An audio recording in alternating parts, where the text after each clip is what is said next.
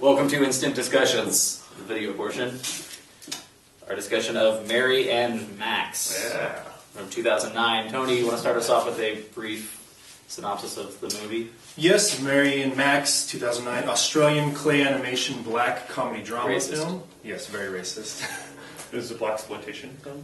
It was directed by Adam Elliott, produced by, okay about that. Voice cast included Philip Seymour Hoffman, Toni Collette, I don't know who she is, but Eric Bana. She's the mom in Little Miss Sunshine. Yeah. Oh, okay. Okay, cool. Yeah. Bethany Whitmore, not familiar with her either. And narration by Barry Humphries. The great Barry Humphries. The Goblin King. Goblin in Hobbit. Yeah. And also Birchnick from Shock Treatment. Yeah. Oh, I didn't know that. Yeah. I loved his narration, though. That was awesome. Just before we get into the story, I was just wondering what you guys thought of the overall style of the movie. I personally loved every part of it. The style was great. This is one of my favorite types of animation, the stop-motion animation. I saw it recently. This last year we had Paranorman and Frankenweenie that both have this style. And I think that it can take any film that's already, if you've got a good story that's just a basic story, it can make it even a more entertaining movie just to have this style. It brings that visual atmosphere to it. In contrast, there are other films that came out this year that also nominated for at least Golden Globes. The Rise of the Guardians, which I thought that film, it had that generic CGI look that now has become kind of perfected. And so you get that standard look that doesn't really pop, it doesn't bring anything out. But when you get a stop-motion film, every stop-motion film has its own style because it's handcrafted and personally done, and each studio that does it has their own way of doing it. So you still get a unique feel for each thing in the gate. You look at the Wallace and Gromit things, which look different from something that comes out of the studios that did Coraline and Paranorman, which look different from the Tim Burton ones. So each of those have their own personality to it, and this one definitely had its own personality. Oh, yeah. One of the things that I noticed right away was just little things, like they open with the underwear hanging, but you can tell the thread is broken. And when you look at things on the floor, it's just not an item. It's something that has been torn a little bit or something like that. Yeah, they really a lot of attention to detail. Yeah. And that was when I was watching it, I immediately noticed that, and I was just like, that is amazing. I love this. And I was instantly drawn in by how defined and detailed and unique the style was. Yeah. I wanted to say something about the voice acting in this. Philip Seymour Hoffman, I love him as an actor. To me, he's a chameleon. He definitely blends into a role. And in this one, even after knowing that it's Philip Seymour Hoffman, I still can't place him in the movie. I had no idea. I didn't look at any of the casting beforehand. Yeah. And I just watched the film, and then afterwards, and I went, that was Philip Seymour Hoffman. Yeah. How is that Philip Seymour Hoffman? I was like, bravo, Philip Seymour Hoffman, bravo. That was amazing. Wow. That was cool. I guess I broke this down kind of where we're going to talk about it from letter to letter, and then also little things. Because it was kind of hard. It wasn't really a typical story all the way through, but which I liked. I liked that, they told a little bit about themselves, and it really, I guess, made you care about the characters. I really associated myself with Mary. There was a lot of empathy going through me while I was watching the movie. I got very teary-eyed when she got teary-eyed and things like that. I definitely had the association with Max. Oh, yeah. And since this film is called Mary and Max, it's about their relationship. That's what this film is about. So if they set it up, they tell you an introduction of each one, and then you follow the story letter by letter as they're going back and forth. And I think that's an interesting way of telling it. Yeah, I did too. Okay, so they start off with the introduction to Mary Daisy Dinkle. She lives in Australia in the 70s. She's a poor 8-year-old girl with a brown birthmark on her forehead, and her favorite show is The Novelettes. I like... Essentially the Smurfs. Yeah, basically the Smurfs, except brown. Yeah. And right when they talk about the Novelettes, you get a lot understanding who she is, especially she likes them because of all the friends. You really get a sense of how lonely she is in her life. At that point, they introduce the alcoholic, kleptomaniac mother, and the father, the distant father, who is a taxidermist, who just hangs out in his garage. And works at a tea factory. Making tea bags. Making tea bags, yeah. Yeah. Attaching the string. Mm-hmm. Yeah, that's great. And Ethel the chicken. And Ethel, her pet chicken. Unlimited free tea. Yeah. So right away, I mean, just seeing, it's like you get a sense of who the mother is, who the father is, and right away, I mean, I felt kind of alone watching it. It's like I can't imagine having a family like that. Yeah. Like I'm already feeling for her. It was, it's sad. Yeah. Yeah. I'm going to be I actually did not cry the whole film. And As weird as that might be. I don't know. I was emotional. I didn't really cry. Yeah, well, I'm But a little girl, so I cry. No, but I'm totally Yeah. susceptible to movies, though, and that's what I Yeah. find is a little weird. Like Toy Story 3. Yeah. But- Like, yeah. Oh, yeah. Well, Yeah. you're a robot if you didn't cry at that Yeah. movie. But And that one kind of builds as you watch them as they come out, and you're the right age for it. Uh-huh. Yeah. People call me a robot for not crying at the beginning of that. I didn't. You know. are. Yeah, I didn't get that. I was like, it was like. I get why people cried, but no, anyway, we're getting off Yeah, track. sorry, all right.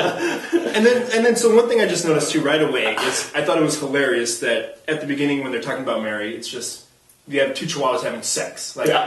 all of a sudden, it's like we have serious, but then we have this just funny chihuahuas having sex, and it's Ridiculous. yeah, it was ridiculous, but it was funny. And this is a not unrated film, at least as it's listed on Netflix. Yeah, but when it was released in the U.S., I guess they did give it a PG-13 rating. PG-13. Yeah. Okay, that seems about right because this is that kind of in between thing. It could work for children, but it's got the adult sensibility in there. It reminds me a lot of that kind of Wallace and Gromit type sensibility in the British kind of comedies where they have adult themes in the children's entertainment.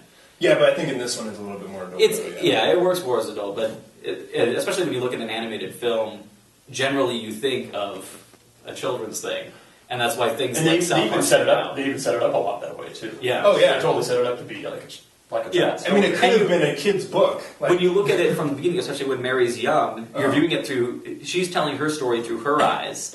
So even though the dogs are having sex, she doesn't see it. yeah. And she misuses words and doesn't get them right. And then as she gets older, she corrects that. She uses the adult words. Yeah. Oh, script.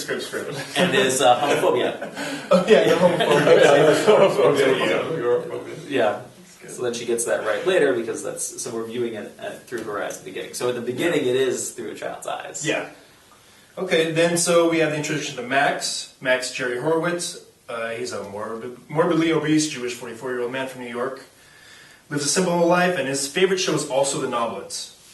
And he loves chocolate. And he loves chocolate. That's right. Yes. He has his chocolate hot dogs, It's like, which I kind of want to try and kind of don't. don't Google it. Oh! I'm just telling you. If you look for recipes online of chocolate hot dogs, I just had the most it's very unfortunate. I was very sad when I Googled that because I was the guy. Why would you Google that? I wanted to try to find his recipe for chocolate hot dogs. So luckily I didn't image search it, but Yeah, that's what you don't want to do. yeah, when the first thing that comes up is Urban Dictionary. You have to get about 6 things down until you get to the Mary and Max stuff. Yeah. Okay. So yeah. So right away when we meet Max, I just like that they had the contrast between that their favorite show was the Noblets, but his was they were a delineated social structure, and that they all conform, and then that they have lots of friends. Yeah. So he still likes that they have friends, but his life is definitely based on routine. Yeah. Oh yeah. And he likes everything to be as it is. He's got things in his eyes at that moment. He's content, completely content in his life. Everything is perfectly fine the way it is. Yeah. Now it's not the way that he would, love it to be Yeah, because yeah. he still has his lists of dreams, his list of It's three. yeah, and which he eventually fulfills. He fulfills all of his dreams, and then essentially just goes back to his content life. Everything is stable. And what throws his life out of whack? And if something comes into his life and changes it, that throws him completely off his schedule. And that's what happens when Mary sends him that letter. it's her random thing, just picking a name out of a phone book, trying to see, I wonder what people are like in America. Yeah. And it throws him off. Yeah. And that is just, I guess, typical of Asperger's. Yeah. Yeah, so right away you start seeing them, and me personally, like I think a lot of people feel they have like a little bit of Asperger's in them. It's definitely a scale thing, and that's a definite thing that a lot of people do have. So then right away, like I start kind of, because more when I was younger, I had more of these signs and stuff like that. So I'm kind of associating with him, with my inner child, I guess you would say. So I had a nice connection to both characters. Yeah, that's kind of how I connect to him too. I also want to say the contrast of the two worlds. Max is in black and white, Mary's in color. Even though it's a brown color, but yeah, it's color. Yeah, it's still... And I like their portrayal of New York. It's just like gunshots everywhere. Just filthy, like wherever it goes New York, Statue of Liberty. Perfect. That's how they always view it, right? New York and LA. So let's see. So Mary sends the first letter. And, well, they do more of an introduction where we find Max coming back from Overeaters Anonymous. Mm-hmm. He starts talking about, what's her, Marjorie Buttersworth, who has a crush on him. He has no clue what to do with in the elevator. And I mean, that's, for me, if a girl's kissing in an elevator, it's on. But for him... Yeah, and he's got the Asperger's, and pretty severely in this one. Yeah. So he doesn't understand. He can't understand the interactions. And while he wants friends, he doesn't know how to read that, and especially the cues of romantic attraction. Yeah. He can't pick up on that, and he's not really looking for that either. He doesn't want that in his life. But going to the Overeaters Anonymous, even though he's in a rut, he's content in his life. He kind of still has that drive to change, but it's not really. It's not enough to really make an effect on him. Yeah, he doesn't really do anything with the Overeaters Anonymous. It doesn't make him any better. Yeah, I feel like at the beginning, I feel like he has this goal that he'll never be able to achieve as far as socially, but you could tell he wants to, but he really has no idea how to. And I feel like that kind of is bugging him, and which is why he opens himself up to Mary. I think that has a lot to do with why. Yeah, and especially because it's written word that he's getting from Mary. So he doesn't have to look at the facial cues. He just looks at the words, and he can respond to those words. Yeah. Okay, so he reads the letter 4 times through, very stressed, especially about the questions about like sexual stuff and relations, where babies come from. I love his explanation of where babies come from. Mm-hmm. She thinks she's told that they come from the bottom of beer glasses. Yeah. Which completely work. That's a valid reason for the... So do they come from soda cans? Because they can't fit through the soda cans. Also, they gotta get cut out. That'd be... Yeah. Oh, that's horrible. I had this image of a baby coming through a soda can. Yeah. It's more of an old boy type thing that can happen in this one. So then he explains the rabbi sitting on eggs. If you're an atheist. Was it a dirty, lonely prostitute? If you're an atheist. I like how he starts off with his letters stating that he read the letter at 9:17 p.m. Like right away you get that feeling of the things that are important to him. Yes. 9:17 is when I started. Mm-hmm. So then we find out he has pet snails named after famous scientists. Mm-hmm. He has his bird, Mr. Biscuit, his cat, Hal, which I thought was hilarious. Halitosis. His imaginary friend, Mr. Ravioli. Yeah. Oh yeah, Mr. Ravioli. And then we. So he's an intellectual man, naming these things after scientists. Yeah. But he still has too. Yeah, he's a smart man, as most people that have Asperger's are. But he's still got that childhood that he's holding on to with Mr. Ravioli. And even though when his psychiatrist told him that he doesn't need Mr. Ravioli, so Mr. Ravioli just sits in the corner. And he just retells self-help books. So he's there. He still has imaginary friend, but he's at the point in his life where he's just like, it's cool. He's just doing his thing. I'm not dependent on him or anything. It's just he's just there chilling. Yeah, I can see. The humor in this is so great. Oh, it's like there's just you're watching it and it's just like little bits of humor thrown out there. And it's not like in your face. That's what I like. Yeah, it's like the books that he's reading, the how to win friends and influence people. I think it's just, and I think one of the reasons that the humor for me works so well was just because like they're like beating you over the head with all these like really depressing, heavy, dark things. The contrast is great, and then there's just that subtle like panache on the, or like what do you call it? That works really well in these dark comedies. Because for instance, you go from the dirty, lonely prostitute if you're an atheist to the cat named halitosis, and then he explains that his father left when he was a child, and his mother shot himself at 6. Which and going back to the very beginning, which we didn't touch on, right away it tells you this is based on a true story. Which I thought was very interesting. Yeah, I wonder how much of it is based on the fact part. Yeah. And how much is made up. A lot of it could be. Yeah. But I mean that makes sense because knowing people with Asperger's who had their parents die at early ages and things like that. I was just like that. His background makes total sense to his character, portrayed in the film. Yeah. And once again, you feel for him. I mean, he's a poor little 6-year-old kid. His mom shot himself. Yeah. And that could be why he's still got the imaginary friend. It's kind of locked in. Yeah. Some part of it's still locked in at 6 years old. Yeah, that's true. And then we learn that he has I like when he talks about his tracksuits. He has 8 tracksuits, same size, same color. And then he states that he's the size of a 6-foot tree. Yes. It's just funny. He's like, he doesn't say I'm 6 feet. He's like, I'm the size of a 6-foot tree. Like, it's just hilarious. You go from your parents dying. Poetic language of that. I thought that was awesome. And then we learned he plays the lottery. Mm-hmm. I can't remember, was it every day or every weekday? Yeah, the weekly lottery. I don't know if actually New York works. Yeah, they don't say often, but it's a routine. So I'm sure he does it every time it comes up. Playing the same numbers, and not a single one comes up in the example that they're showing there. That's good. So then we learn about, which I think he said he had 8 jobs. He goes into the jobs that he has. Yeah. He was Jewish and now atheist, and he explains his past jobs, which kind of shows to me that he does have those social problems where he can't keep a job. He called it one of his jobs is jury duty. Yes. It's so great. It's horrible pay to a certain degree. But then no, that wasn't one of his jobs. And they had to let him go. Because he was too crazy for the jury. And there's the guy sitting next to him with all the cockeyed eyes, and he sticks around. That's so great. Yeah.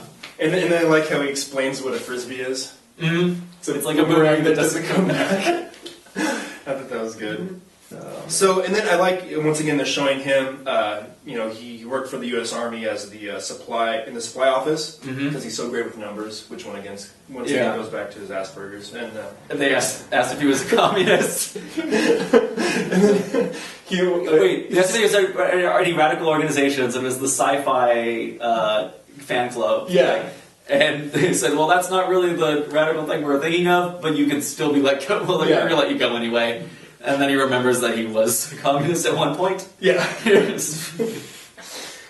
then we learned that as a child he was attacked by a crow, which is why he wears a helmet all the time.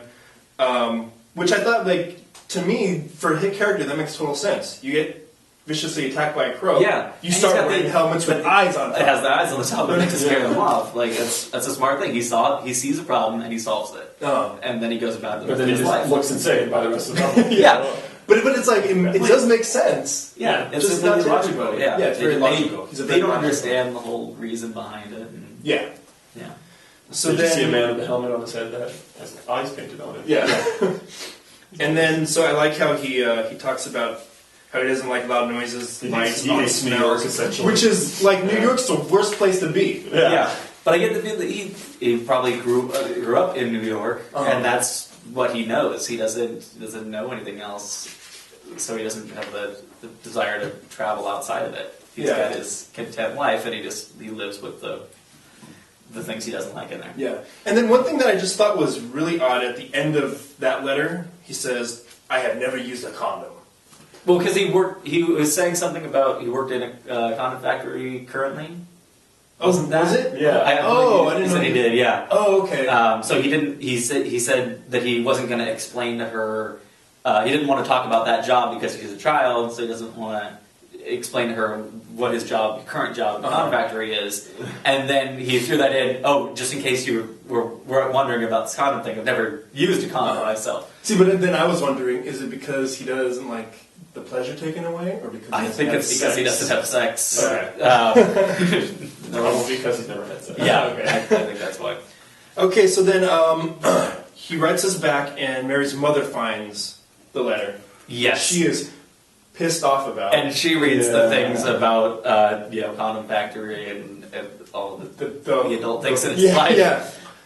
Which I thought was funny, though, because it seems like she does not care one bit about this child, yet she doesn't want to have this bad influence. Yeah. Which is funny because I felt like I've seen parents in my life, not my parents, but other parents, who don't want to have any part of their child's life, but they want to, like, be a major influence. It's kind of... It's the thing of weird. She doesn't see her own flaws. And so she sees her daughter, she wants her daughter to be raised a certain way, but she's not involved in her daughter's life, so she doesn't know that she had written to this man. But she doesn't see the flaws in her that are being passed on to her daughter, but she can clearly see it from Max and through those letters. She doesn't want to associate her writing to this, dirty old man from New York. It's not a good thing for a child to have. Because she doesn't know him, she doesn't know her, she doesn't understand. Yeah. And one of the things, like you said, the dirty old man, but it's funny because he's just so innocent. He really isn't a dirty old man, it's just that's how... But her reading the letter... Oh, no, yeah. But he could be portrayed as a dirty old man to like a regular person. Mm-hmm. But he's just an innocent man who just speaks his mind. Yeah. Which is why I like him. Yeah. I really like Max. It's a different thing, and thinking about this and comparing it to the kind of To Catch a Predator in the modern day internet age thing, a 40-year-old man talking to a young child, girl, like that's kind of a problem. Yeah. Like she initiated it. She sent me the letter. Yeah. We'll have all up in court. Yeah. Mm-hmm. So that could be an issue with this, but it's a different type of film because they're both innocent. Yeah. If he weren't an innocent person, there could be a lot of issues with that. Yeah, he sent a picture of his dong or something. Yeah. But he's a good person. He sent a nice, pretty picture of himself. Yeah. So she sent a drawing of herself. That's right. Oh, and I forgot to talk about that. I like that, how they're sending the food back and forth. Yes. And the pictures. Yeah. Like, this is something I like. Yeah, I love that. Try this out. It's like, and it's when you share something like that, it really is kind of intimate, your favorite things and stuff like that. Yeah. It just... To me, it creates a really deep relationship. Yeah. Like, yeah. It shows that they were definitely ready to have a friend for once. Oh, yeah. Right. So then the mom throws away the letter. Mary finds it. She writes it back, and we're introduced to Len, her agoraphobic neighbor who lost his legs in World War II. So she... piranhas, which was... Because she gets the mail for him because he's homophobic. Yeah, because he's agoraphobic. So he won't go outside, so she gets the letters for him, and so she... realized, okay, that's a way to get around her mother seeing them. Yeah. So she's telling Max to start sending the letters to her neighbor's house. And you were going to say something? I thought that there was a big... I thought there was a missed opportunity with the neighbor. Like in the film in general. Okay. Possibly. I thought there was... I mean, we talk about it later because it has to do with the ending. Okay, yeah. But I thought there was a really big missed opportunity there.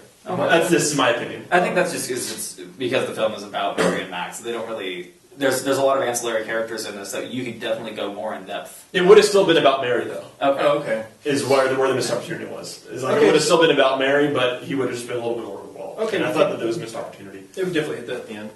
So she starts to explain that the boy at school weed on her spam sandwich and called her a poo head. Yeah. And then she just kind of goes into her having no friends and all the kids making fun of her. Like when she didn't have the buttons, her mom was a horrible mother, puts pegs instead of the buttons. And like I got kind of emotional when she starts crying and she says, "Can you help me?" She says the paper's getting smudgy or whatever. Because she starts talking about this, just saying, "This is what's going on in my life. This is what's happening," and then getting sadder and sadder as she's writing this. Yeah. She realizes, the movie just kept laying on. Yeah. Kept laying on. So then that gets sent to Max, and because of Max's life, he immediately feels that pain that she's feeling. And that hits him He hard starts freaking because he's blocked that stuff out. He's Yeah. in his content life now. He's forgotten about all the pain he's gone through, and now that brings that all back up. Yeah, and when he has his panic attack, so he remembers getting beat up as a kid, and they call him Jew Boy. And I mean, once again, that just it brings them so much closer together. Everything they're going through, which they talk about later about the sidewalks. It's just drawing them closer and closer. They both have that empathy towards each other. Yeah. And it's just, I continually, while watching the movie, it's like I like the characters more and the movie more. Yeah. And he can, he wants to really help her because he They sees truly want to himself, help each other. He sees I himself like that. as a boy. Yeah. And especially having no friends. Well, they're both kind of children at this point, and that's true. They have goals that they want to achieve in their life, and they need to discover new to grow, and they need each other to grow, and so they grow up together. That's true. So he gives. So that's when the advice. He gives the great explanation. The great about advice. Which right. is. You want to explain? Sure.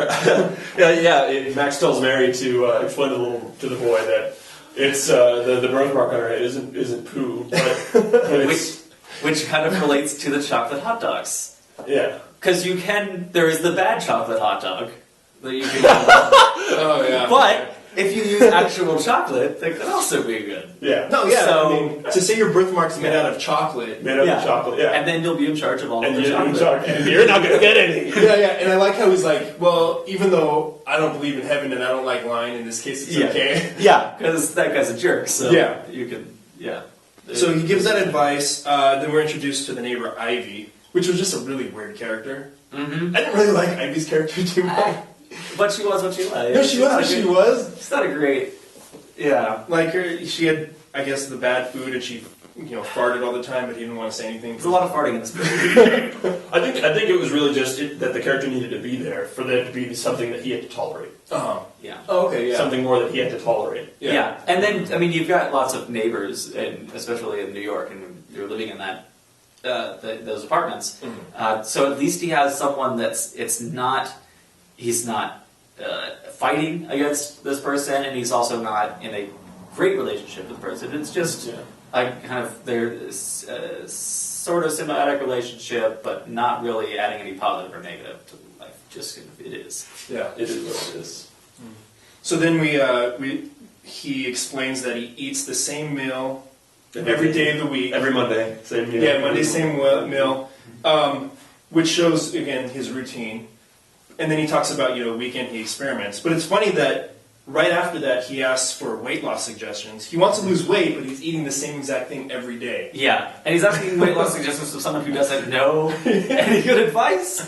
Her advice back to him is, how about maybe eat things that start with the same letter as the day? Yeah. So, and the examples are some of the worst things you could eat. Was it Monday mustard or something? I don't know. It was I'm trying to think of desserts now that started with M's, but it was something that was definitely high in fat. Yeah, and the look in his face, he's like, that could, maybe. Yeah, that's But when he gave that look, I can only imagine him going, I should combine all those things on the next weekend. Exactly. Like, there's no moderation. Mustard on like a cake or something. I don't know. So in the end of that letter, also, that's when we learn about his 3 goals in life. Yes. Yeah. A lifetime supply of chocolate, all the characters from the Noblets, their favorite TV show, and to have a real friend. Yeah. Which is like to me seems like such a simple goal. Yeah, but Goals in life. it's something, he says a real friend. So not just like real. He wants a real connection with someone, and that can be something that can be tough to gain, especially if you're 40 years old and if you don't already have those friends, then it's tough to start new relationships and to get a good friendship at that point. Yeah, no, it's difficult for some people, like particularly when they get that age. It's really difficult to start new relationships with people. Yeah, it's easy if you already have one connection, then you can build off of that. But if you have nothing, then that's tough. But have all the chocolate. And his neighborhood's really a good source. Yeah. So then Mary responds to his letters. So we find out that the little boy cried when he said that she said he wasn't going to get any chocolate because she's going to be in charge of it, which I thought was awesome. Like for her, that must have been such a victory. She got him back, and she got him back with words too, and that. It's a positive example there. And so she goes into just her relationship with her mother a little bit more. Her mother calling her, calling her fat, and making reference to her weight. Yeah. And the whole thing just kind of tearing her down. Yeah. She gives him the weight loss advice. And then she talks about Damien Papadopoulos, the Greek neighbor with the stutter who she has a crush on. Mm-hmm.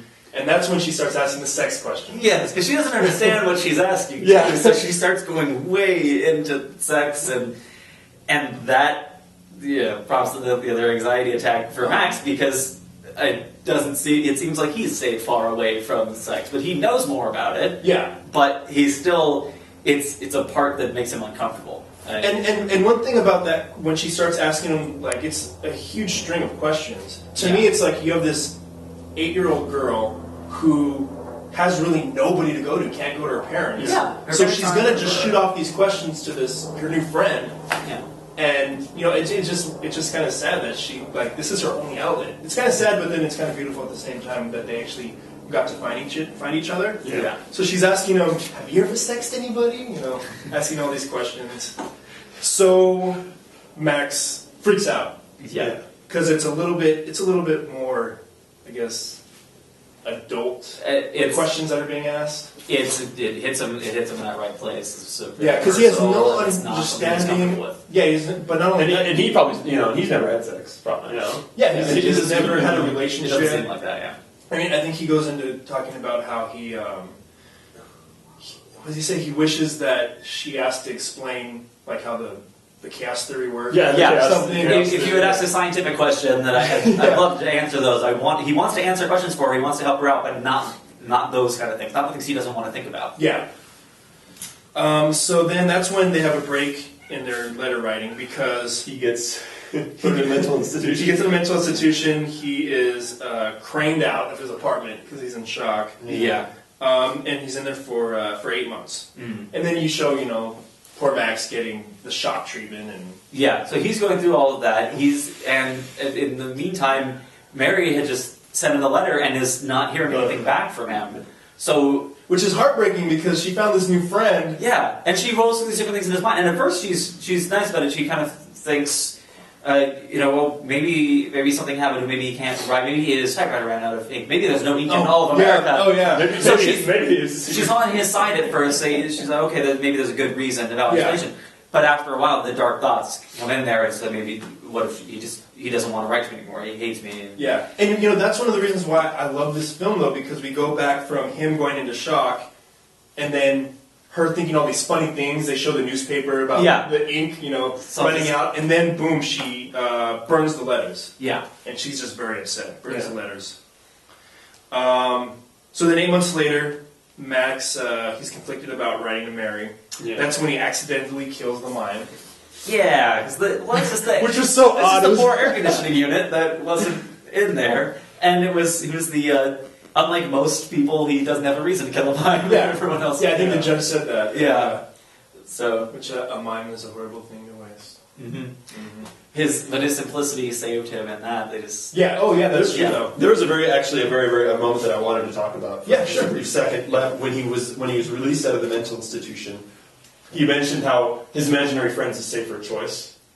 Oh. Yeah. And I loved that line. He said, imaginary is a safer choice after being released from a mental hospital, Yeah, as a result of a real person. Because he wants a friend. He wants a friend, but he balances the positive and negatives in any situation, and that's why he wears the helmet, because the negative things are being attacked by birds, so he doesn't want that, so he wears the helmet. Mm-hmm. In this way, he wants to have that friend, but if that's going to send him into, cause him all of this pain, he just has to say, I just can't do that. I can't have that friend. Yeah. And to just have his safe imaginary friend. And that's the thing with it. He's weighing the positives and negatives.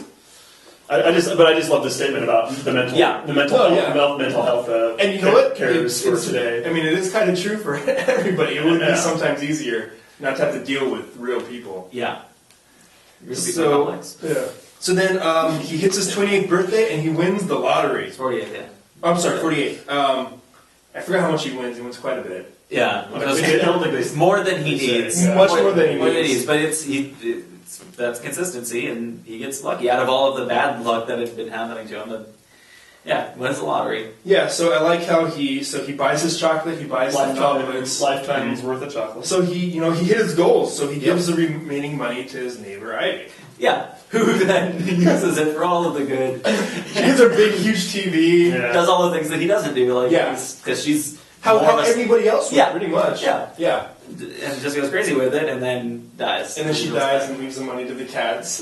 leaves the money to the cats, and then the owner of the cat's place does the same thing that anyone else would do with a ton of money. It's like, all And right, a check to go upsell. Gets a boob jump for the wife. yeah, gets a rental car and drives Yeah. off and screws the. And I think they even say to Mexico. Yeah. Yeah. So everyone else has tons of fun with his money. He Yeah. just gets to the level of contentness in his life that he wants and stops there. It doesn't go any further with that. So, and then at the end of this one, we see Mr. Ravioli, who leaves forever. Yeah, he leaves, and I thought that was really interesting. Yeah, that was. I didn't know actually quite what to make of that. I think part of that, and I can't remember exactly the exact timing of when he leaves, Uh-huh. but by getting all the chocolate, getting the novels, and succeeding in his life, he's succeeded in all his goals, and he doesn't need that anymore, and he's kind of finally grown up with that, and being put under the murder charges, and so much of life has happened to him in that amount of time. Oh, okay. I think he's grown up because that imaginary friend that's part of his childhood that was stuck there since the time of his parents' deaths. There's his mom's suicide. Yeah. Like that was him holding on to that childhood, and he doesn't need that anymore. Now he's more of an adult. Okay. So I think that's what I got from that. Anytime I see, and it was actually brought up in the terrible movie Parental Guidance. They have an imaginary friend in that, and they have the same situation. But Okay. this is done better. Yeah. Okay, so Max finally decides to write back. It starts off with we show Mary she has a job, and she's saving for surgery. To get rid of the poop mark. Yeah. which is Because she's she such said a it was young girl, and she's like, if I get this surgery, then everything will be okay. Yeah, and that's something you can think of, especially for if there's an issue that everyone, that's kind of that barrier that blocks you from other people, and that was the thing that seemed to be keeping her away from making good connections with people and getting friends, and so she was focused on that. So if I can get rid of this, then I'll be fine. Yeah, but she doesn't fully understand everything around that. That it's more than just Exactly. I mean, it's appearance. very much what a child would think. It's like, oh, I have this. If I get rid of it, everything's gonna be okay. Yeah, and you see that with it, sometimes it can be the case. I mean, it can add to things. It can be barrier, but it's not just on other people's looking at her. Yeah. It's the way she thinks about herself, Yeah. and she thinks of herself with this mark, and so she's kind of pushing people away because she's not willing to open a conversation. It just immediately ends once people. Yeah, and like how you said, where it goes into later when he finds that little heart to send her, and it says "love yourself." Yeah. I think Love yourself first. Love yourself Yeah, first. first. Yeah, which is, I mean, what you needed to do. So Max writes back, and he explains about that he has Asperger's, that he does. Yeah. I like his term for an Aspie, which I hadn't heard before. I just Yeah. like that. And then I like how he has like the Facebook to see how people how to Yes. Right. which I didn't realize is a real thing. A lot It of is. people with Yeah, it is a Asperger's real have. thing. I didn't realize it. I thought maybe it was just in the book, in the movie. And then to find out that people, it's just so, it's a different world, Angry. really. That's how they Yeah. that's how they have to do. Yeah, and then I like how he's just sitting at the bus stop, just doing the Rubik's Cube, and everybody's just amazed. But to him, it's just like... He understands puzzles. Yeah, he understands puzzles. And then we find out that he cannot cry, no matter how hard he tries. Yeah. And then he talks more about Marjorie, who's continually kissing him without permission, and he's getting anxiety because of it. And I thought that this was really sweet for Mary. Like that was. oh, the next. Yes. Oh, yes. That was when Mary incredibly- responds, and she sends him the tears to Max, That was and he even explains, and it was heart touching for me. And he even says it's the best present he's ever received. Yeah. And I can imagine that being the Because best present. he doesn't understand emotions, but now that he understands that he has Asperger's, he understands the things, he knows that he doesn't have emotions, that he can't cry, he doesn't have the emotions that he wants. Yeah. And so she's trying to give him emotions. and it kind of works where he feels that. Yeah. Appreciates it. So I really like that they put that in there, that she sends the tears. Yeah. Then so Max is I guess learning about himself. So he learns how to read the letters correctly. I like that he's evolving. As soon as he starts feeling a bit of the anxiety, he stops, takes the pills, calms down. Yeah, it's just dealing with his issues, dealing with his anxieties. That's another sign of him becoming an adult. He's learning how to navigate the world. Before he just used his routine to do it, but now he's learning himself so that he can adjust himself to the changing environments around him. Yeah.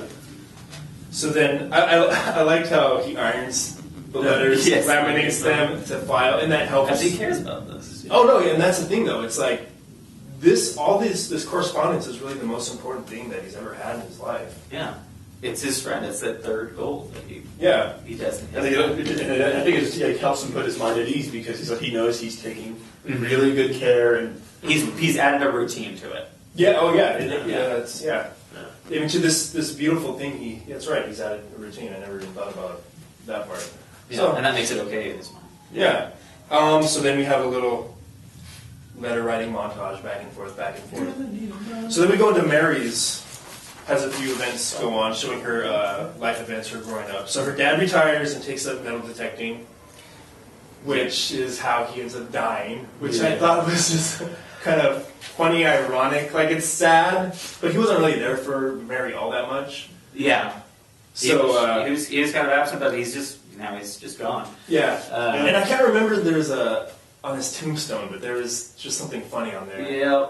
Yeah, I can't remember. What's his name? More lines. I think it had to do with his name. Yeah. It had to do with Under the Mound. Oh, I forgot. Anyway, that was funny. So he gets hit by a tidal wave, and then so we show Mary going to university, and she goes. I think it was sweet also that she goes and she's inspired by Max and wants to learn about his disability. Yeah. But she says it's not a disability. He's told that it's a disability, and he says when he first hears about it, he takes this as a point of pride. That's why he calls himself an Aspie. That's what I'm saying. Disability. Yeah. For those podcasts, quote unquote. Yeah. And then Damien goes along to the same university, which I like how he's majoring in theater and how he is. And I don't know what genre they were, but his friends were they like kind of new wave. Kind of, and it is 80s, so that's that. Yeah, the piercings and stuff, and they're like all laughing at Mary when she gets pooed on by the bird. Yeah. So finally, she gets her surgery to get her birthmark removed. And then not too long after the dad dies. Her mother's down and missing her dad. Yeah. And is too drunk. Which I thought was funny though, because like just her character at the beginning, it seems like she really didn't care about much. Well, we don't get to know too much about the mother. No, we don't. We know about her through the eyes of Mary, Uh-huh. and through that we don't know too much. Just that she drinks, and that's about it. She could have a great relationship with the father that we don't even know about. Yeah. And so I think they do have that a strong relationship in some aspect because we see that in her missing the father at this point. Uh-huh. Yeah. So she drinks some embalming fluid, so is going to die for that. Mm-hmm. So then she marries Damien, which I think is funny where she says that he makes her dress. Yes, because he's got a good eye for that kind of thing. Really? Yeah.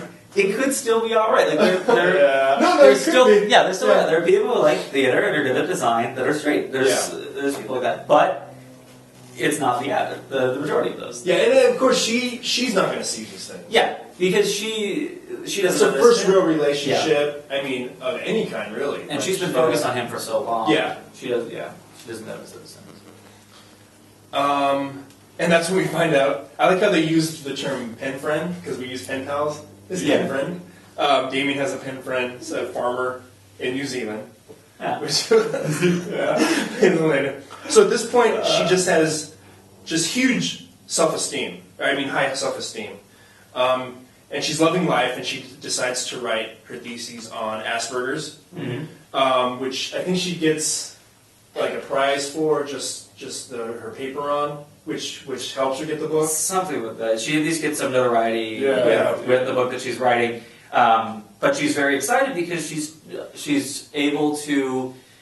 She wants to help him the way that he's helped her. Yeah. And this is where she runs into a problem because she says she wants to work on curing Asperger's. Yes. And he's already told her he looks at this as a positive. He doesn't want to look for a cure. He likes living with Asperger's. He thinks it makes him better. Yeah.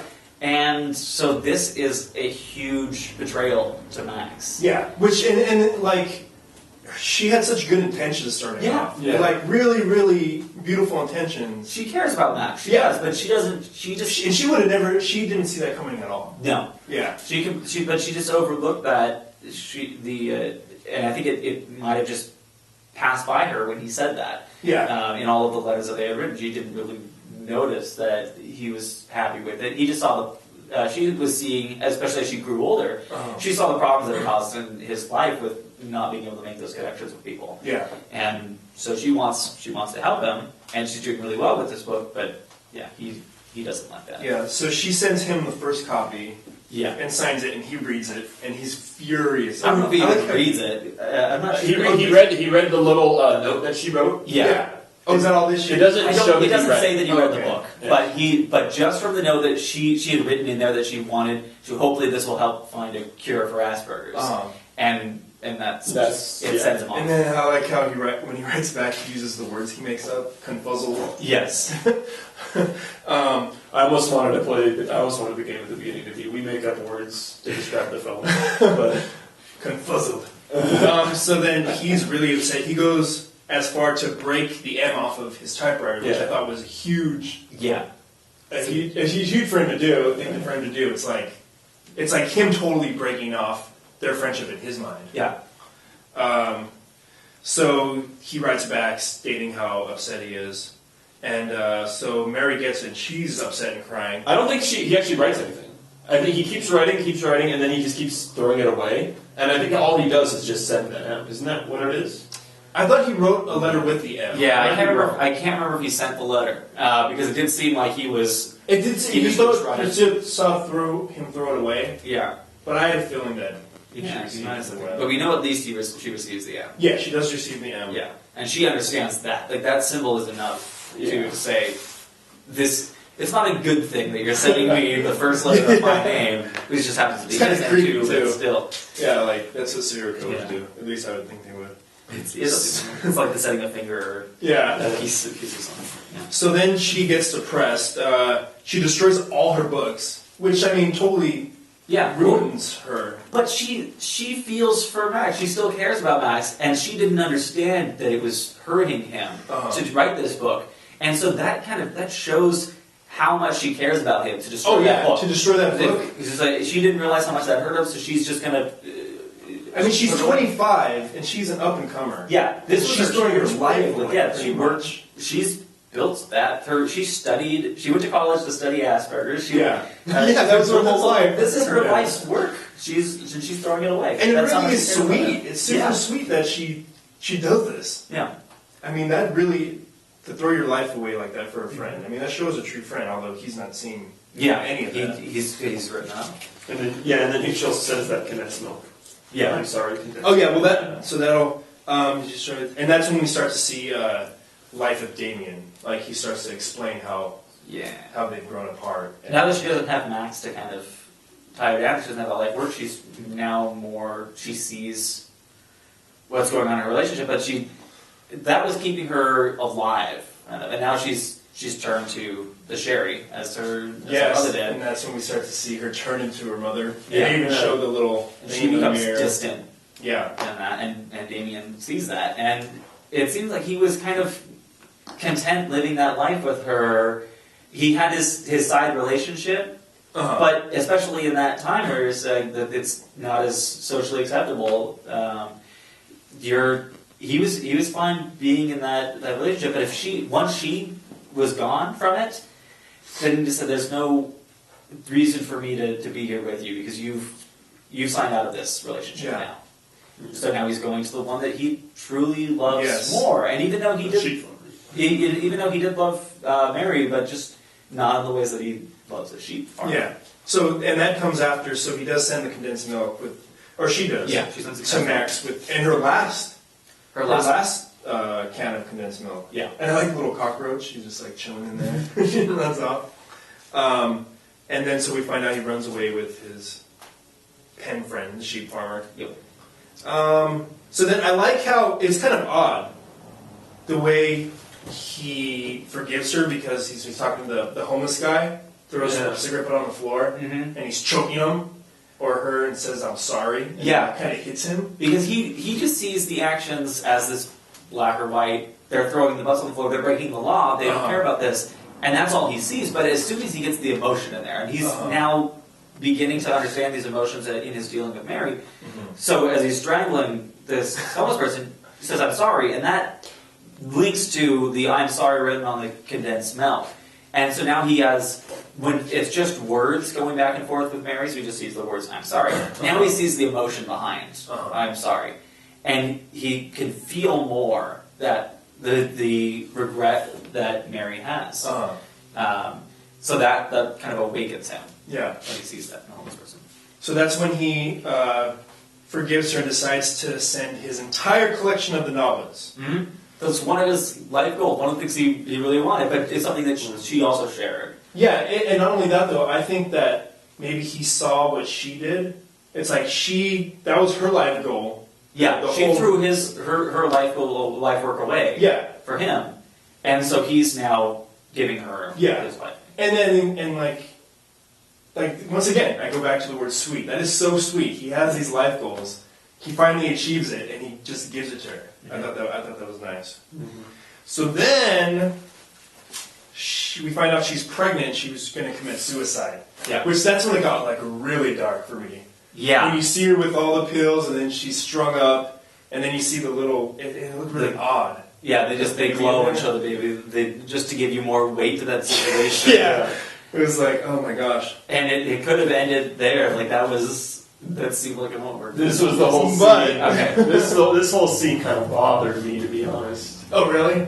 I really, really, really liked the movie. And, I mean, you wanted to do the rating thing. Like, I would have given it a 4 out of 5. It was a great film, but this scene just totally, I don't know, it fell flat for me. Oh really? Yeah. How so? It really, really did. I thought that throughout the film, like it's beating you. It felt, well, it's not beating you. It's very in your face with all this these depressing topics and everything that's going on in these two people's lives. And I felt like that really, there wasn't a whole lot of rising action for me.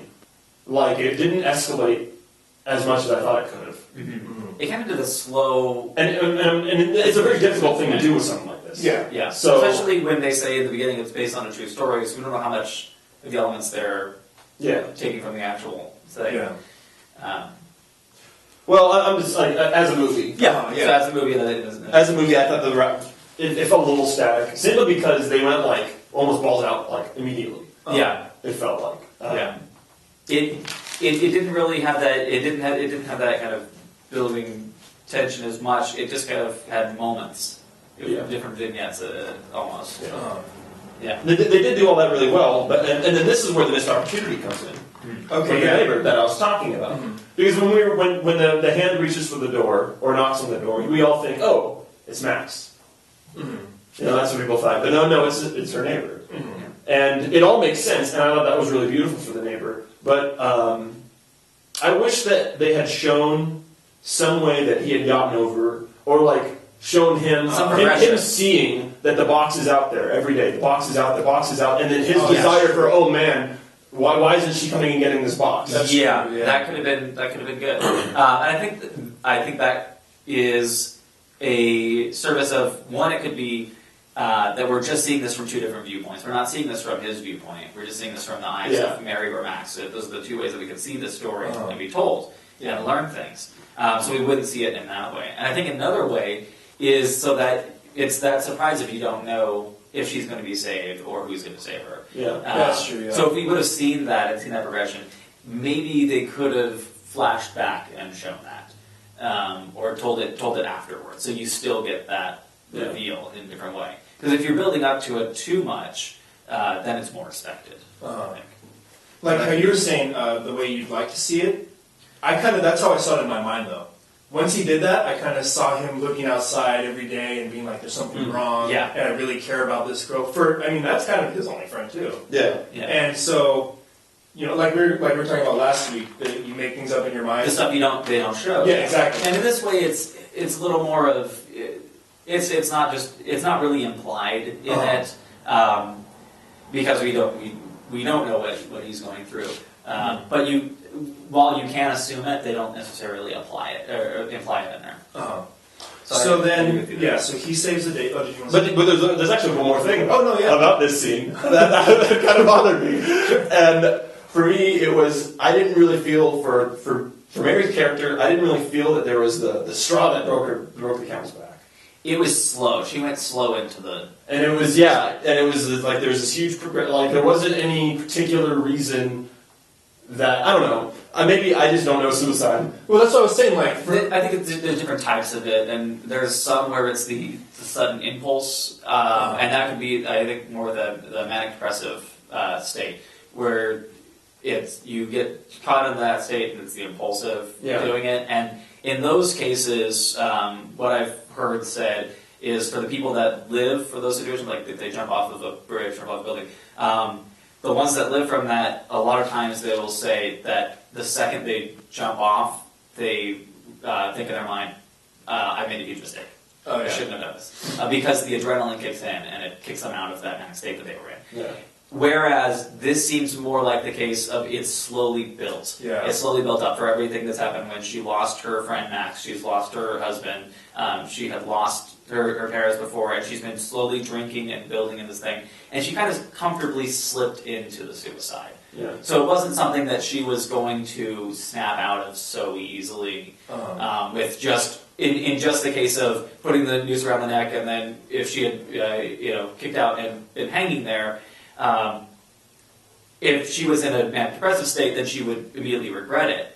Where in this one, she needed that the package from Max. She needed her neighbor coming out for her. She needed the people caring for her to come out and say that. So I think this was more of a slow slope into that. While it's not as intriguing and exciting in a film because it doesn't have that kind of action pack built into it.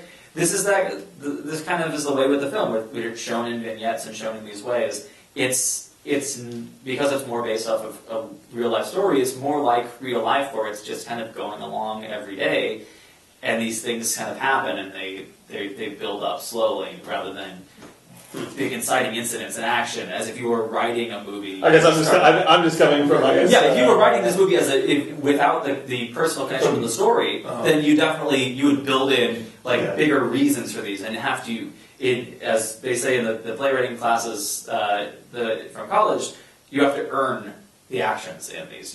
You pay for them in the things you build up in the story, and so especially when you're getting a huge scene like this, that suicide scene, you want to build that up. But when you're taking this from real events, and it's more down to earth, but that depressing state that you're in, it's that slowly building depression. And I think that's what they were showing here.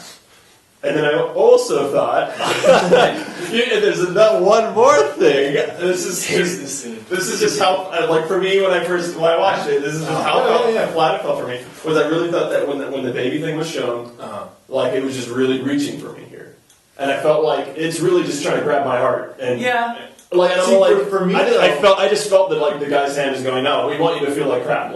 It is, but. I mean, that's what they're... But that's the thing. But it didn't actually make me feel that way. That was the thing. It's because I'm recognizing this, and it's just, okay. See, for me, that made sense. It all made sense. Because we did this buildup of what she had in her life, from when she had the high self-esteem to everything being taken away that was important to her. And then to have a baby coming with no father, with her husband leaving her, that's just the ultimate thing. I mean... To me, she didn't want to only kill herself for her; she wanted to kill herself for the child in her. That's what I said. But I can completely understand. The child to be born into that situation. I completely understand that. I felt the director's hand way too much on it. It was, and it took me out. I was about to reference because I thought it happened in Old Boy, but it's actually another movie, so I don't want to spoil it. Which movie it is? But there is another movie where they do the heavy-handed thing where someone's dying, and their dying words are "I'm pregnant," and that adds to your feeling of it. It's just put in there by the director to say like, oh, and another thing. Yeah. It's like she's not just dying; she's also pregnant.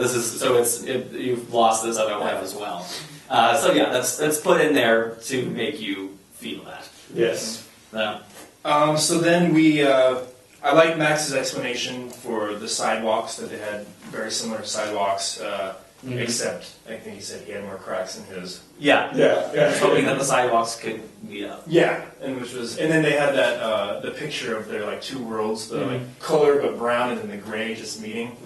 I like that scene. Along with at the very end, he says that she is his only and best friend. So. Yeah. But I guess if somebody's your only friend, that's automatically your best friend. You know, it was Yeah, kind of, nice. but it is. So we go through that, and then I like at the very end, he says that he has his new job. Best job ever. Best job for him ever. Sampling food and surveying it. And checking off boxes. That's perfect for him. Yeah. It's Yeah. kind of like, jobs I've had where I watch TV all day.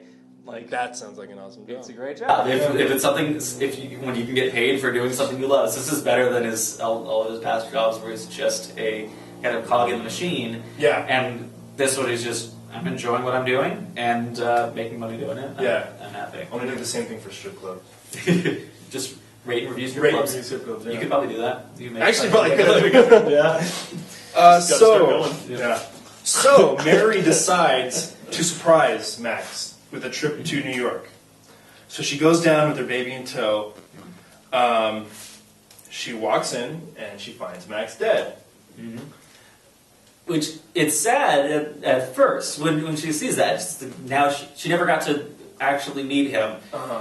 But when she sees his apartment and she starts noticing the things around, Yes. starts noticing the picture that she had drawn for him. Yeah, I think that's the first kind of thing she sees. Yeah, Is the picture. she sees the tears. She sees that the tear jar, yeah. They have given to him. And one thing too, though, if you look at his apartment, like her life and their letters just like saturated his life. That was it. And the best thing is when you see Max dead on the couch. Yeah. He's face back, looking straight up. Yeah, and with a smile on his face. With a smile on his face. And at first it could just be, okay, he's now his body's gone limp. Yeah. That's where he's rested. Yes. But then when she looks up and she notices what he's looking at and what his eyes are looking at. but before that too, Okay. and she returns the M. She returns the M. puts Like it that was back very. in. I could tell that was important to her. Yeah, she now made it whole. Made the Exactly. Yeah. So then she looks up.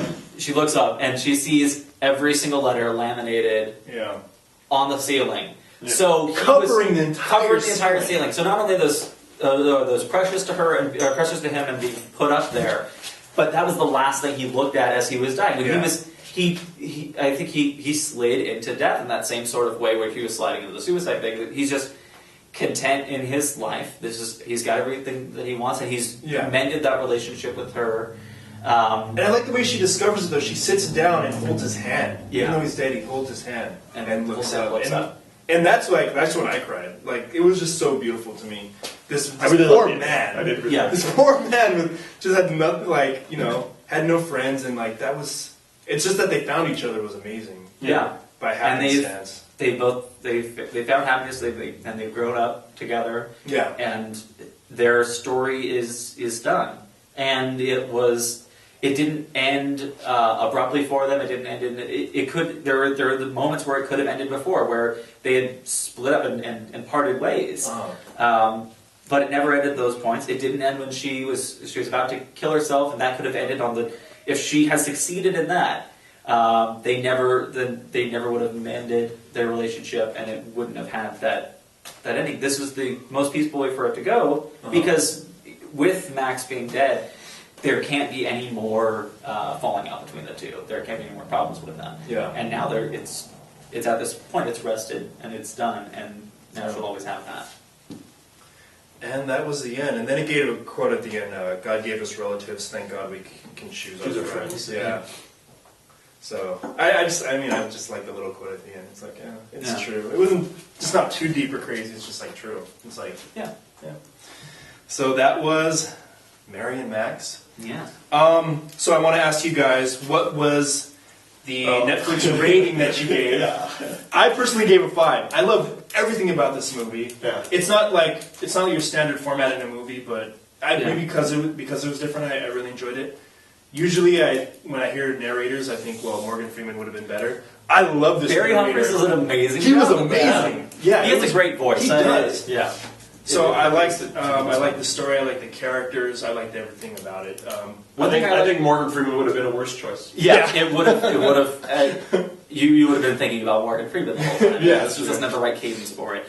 This is more that it's told like a storybook type thing, and he narrates the story almost as if he's narrating a children's storybook. And that adds to that style.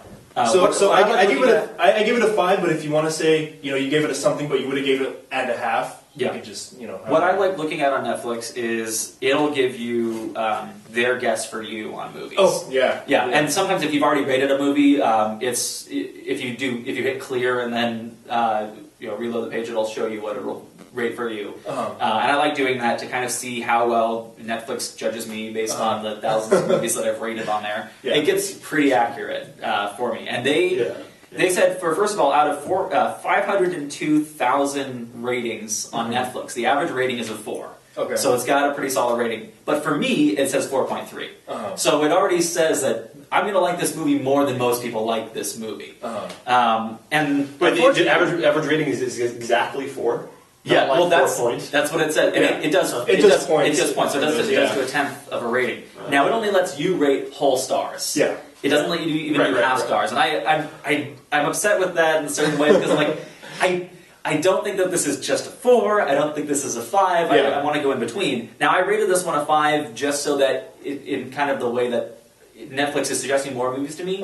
In the way that I say, if there is another movie like this, I would absolutely love it. I want to see another one like this, so that's a 5. The only reason I think that I would give it less than a 4 and go more towards a 4.5 would be another thing with the pacing of the movie. It's good pacing, but it's because it's that life story and it's more realistic, it doesn't have that building tension. So that's where I agree with you on that point. You could have done that way. But this is the way they chose to do it, and I think it's well done with that. If I could have 4.5, I would have as well. Yeah. Okay. I actually forward. Okay. You forward it? Yeah. I forward it. No, that works. I've done that in other movies where I say 4.5 and I go down to 4. Yeah. In fact, yeah.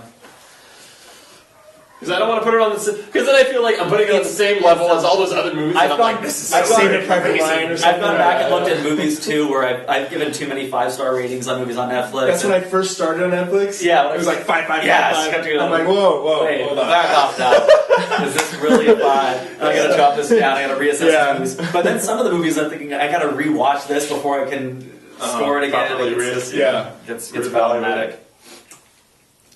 Any final words on Mary and Max? That was good. It was a good movie. Really, really captivating. I loved. I mean, right from the beginning. I think it was a nice icebreaker after Old Boy. It still had the dark depressing stuff in it, but it was a lot more accessible and for foreign film, Old Boy is very accessible. I think it's very accessible, but I'm saying a lot of people just look at the description and then say no thanks. I have to skip this one. Okay. I love Old Boy, and I love that type of thing. And the thing, when I was looking at a movie to pick for next week, I went home and I watched. I was watching a lot of films. Like I saw The Devil, and I was looking at these films that I'm like, oh, I love this movie. I want to talk about it. But I'm thinking it's too soon to do after Old Boy, because that turns some people off. I don't want to immediately turn people off again. And I'm fine with doing it, but for next week, this is kind of the film I'm picking. It's more mainstream. Okay. There's a good chance that at least one of you, maybe both of you, have seen this movie, but I still want to talk about it. It's my favorite type of movie. Actually, I haven't seen this. The genre of movie. I haven't written it down. Oh. He thought it was called My Choice for next week. I thought you were going to do 2004: A Space Odyssey plus 3. Yes. No, it's from 2004. So it's a pretty recent movie. This is a mainstream movie, but it's not the big accessible mainstream main ones. But it's still more kind of artistic. Okay. And it's also, I'm going to say, it's not my. of this type of movie, it's not my favorite of these ones. But the ones that are my favorites are ones that I think they're too big and out there. We can talk about them later, but I want to kind of focus on movies that maybe more people haven't seen. This is one that escaped me for a while, and I just finally saw it. But it is 2004's The Machinist. I watched that movie. That movie was amazing. That was great. Have you seen it? You've seen it? Really good movie, yeah. Okay, so we've seen it. No, We'll talk about it more. We'll talk about it more next week. That movie was good. All right, rewatch it for Yes, next week. yes. We'll come back with notes. So at least all three of us seem to have liked it. That was amazing. And what we'll say Good about movie, The folks. Machinist is it's from 2004 and it stars Christian Bale. And go watch that. Good for you. Yeah.